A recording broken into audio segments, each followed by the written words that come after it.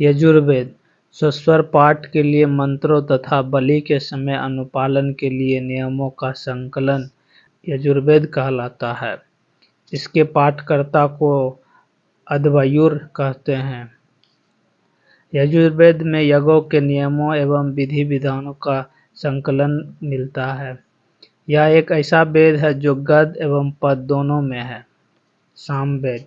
साम का शाब्दिक अर्थ है ज्ञान। इस वेद में मुख्यतः यज्ञों के अवसर पर गाए जाने वाले ऋचियों मंत्रों का संकलन है।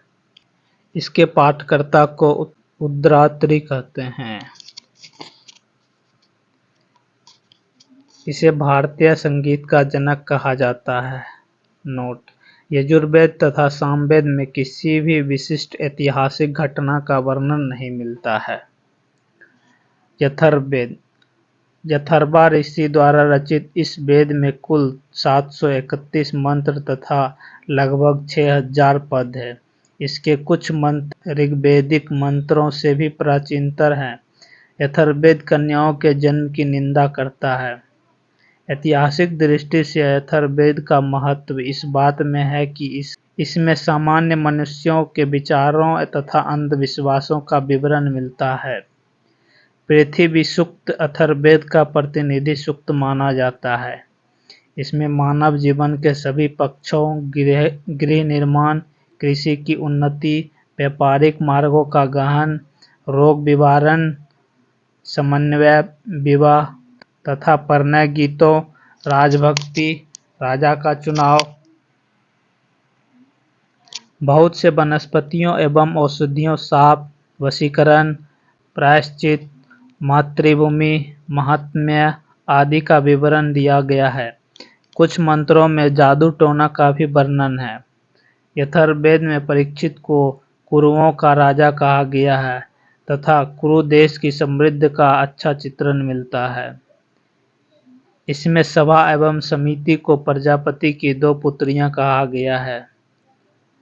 वेदों को भली भांति समझने के लिए 6 वेदांग की रचना हुई है। ये हैं शिक्षा, ज्योतिष, कल्प, व्याकरण, निरुक्त तथा छंद। भारतीय ऐतिहासिक कथाओं का सबसे अच्छा क्रमबद्ध विवरण पुराणों में मिलता है। इसके रचयिता लोमहर्ष अथवा उनके पुत्र उग्रश्रवा माने जाते हैं। इनके संख्या 18 है, जिनमें से केवल 5 मत्स्य, वायु, विष्णु, ब्राह्मण एवं भागवत में ही राजाओं की वंशावली पाई जाती है। अधिकतर पुराण सरल संस्कृत श्लोक में लिखे गए हैं। स्त्रियों तथा क्षुद्र जिन्हें वेद पढ़ने की अनुमति नहीं थी, वे भी पुराण सुन सकते थे। पुराणों का पाठ पुजारी मंदिरों में किया करते थे। स्त्री की सर्वाधिक गिरी हुई स्थिति मैत्रेयी संहिता से प्राप्त होती है, जिसमें जुआ और शराब की भांति स्त्री को पुरुष का तीसरा मुख्य दोष बताया गया है। शतपथ ब्राह्मण में स्त्री को पुरुष का अर्धांगिनी कहा गया है। स्मृति ग्रंथों में सबसे प्राचीन एवं प्रामाणिक मनुस्मृति मानी जाती है। यह शुंग काल का मानक ग्रंथ है। नारद स्मृति गुप्त युग के विषय में जानकारी प्रदान करता है। जातक में बुद्ध की पुनर्जन्म की कहानी वर्णित है। हीनयान का प्रमुख ग्रंथ कथा वस्तु है, जिसमें महात्मा बुद्ध का जीवन चरित्र अनेक कथानकों के साथ वर्णित है। जैन साहित्य के आगम कहा जाता है। जैन धर्म का प्रारंभिक इतिहास कल्पसूत्र से ज्ञात होता है। जैन ग्रंथ भगवती सूत्र में महावीर के जीवन कृत्यों तथा अन्य समकालिकों के उनके संबंधों का विवरण मिलता है। अस्त्र शास्त्र के लेखक चाणक्य हैं। यह 15 अधिकरणों एवं 128 प्रकरणों में विभाजित है। इसमें मौर्यकालीन इतिहास की जानकारी प्राप्त होती है।